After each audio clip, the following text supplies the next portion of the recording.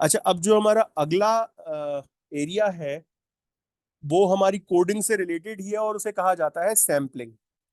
Sampling क्या होती है और सैम्पलिंग किस तरीके से काम करती है?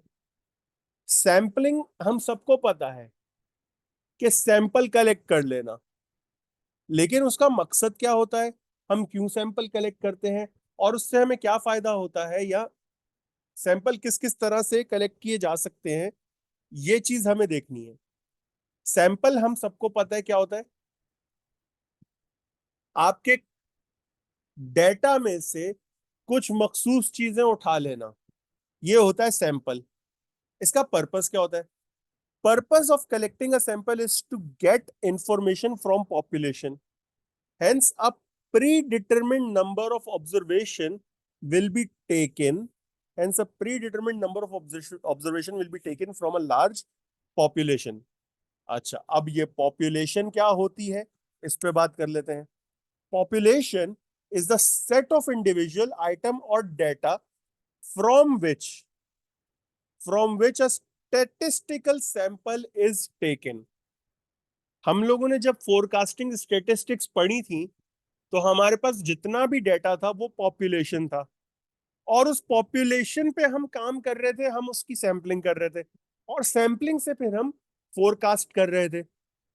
अच्छा, अब सैंपल क्या होता है? Sample a group of item drawn from the population and use to estimate the characteristics of the whole population.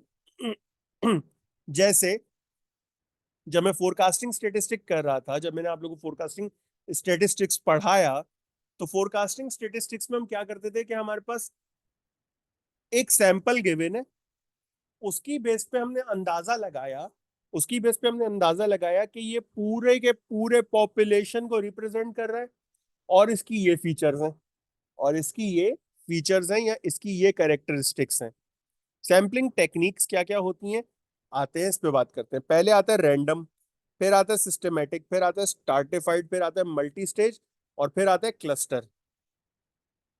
Random sampling क्या होता है? रैंडम सैम्पलिंग का मतलब ये होता है कि मैंने ऐसे ही जिस पे आंख बंद करके किसी एक चीज पे हाथ रख दिया, वो उसको मैंने पिक कर लिया, फिर मैंने आंख बंद कर की, मैंने फिर किसी एक पे हाथ रख दिया, मैंने पिक कर लिया, फिर इसी तरीके से मैंने 4-5 दफा आंख बंद करके चीजें पिक कर ली। That is random sampling. अब जब मैं आंख बंद करके पिक कर रहा था, तो everything has an equal opportunity of getting selected. every item of the population has the equal opportunity of getting selected। ये रैंडम सैम्पलिंग होती है। मतलब जितने भी मेरे पास पॉपुलेशन है, उन सबके पास एक एक कोड होगा। मैंने ऐसे ही हवा में बस पर्ची उड़ाई, जो मेरे हाथ में रह गई मैंने उसको सेलेक्ट कर लिया, दैट इज रैंडम सैम्पलिंग। जैसे फहद मुस्तफा के शो में आप देखते हो, जब जीतो पाकिस्तान लगा हुआ होता है, तो उसमें एक आखिरी जो आपका गेम है, उसमें वो ऐसे घुमाता है बॉक्स को, और उसमें से पर्चियां निकालता है 6। वो कोई भी 6 रैंडम पर्चियां आ जाती हैं, दैट इज रैंडम सैम्पलिंग। ये क्या है? रैंडम सैम्पलिंग है। मतलब सबके पास एक जितना चांस होता है ऑफ गेटिंग सेलेक्टेड, लेकिन उसमें से कोई भी सेलेक्ट हो सकता है। ये रैंडम सैम्पलिंग कहलाती है। फिर आते हैं सिस्टमेटिक सैम्पलिंग पर।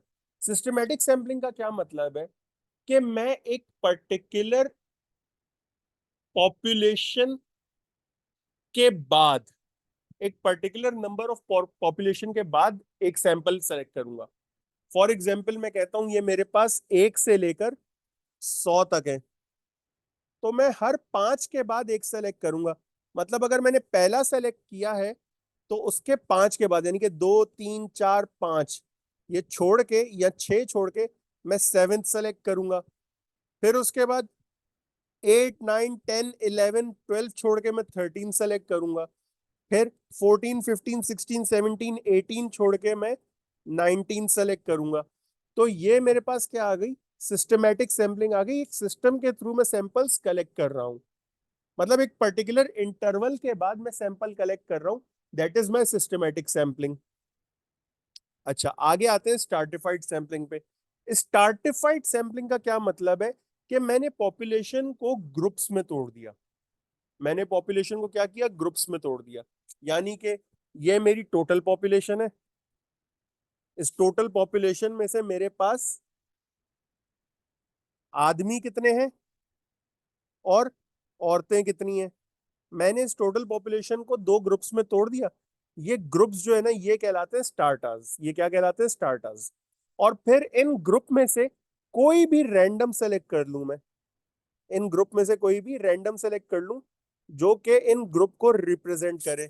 That is stratified sampling.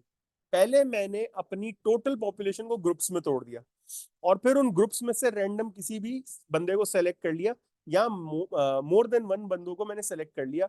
That is my stratified sampling. अच्छा, आखिरी चीज है मेरे पास क्लस्टर सैंपलिंग। बल्कि क्लस्टर के बाद और भी है। क्लस्टर सैंपलिंग क्या होती है?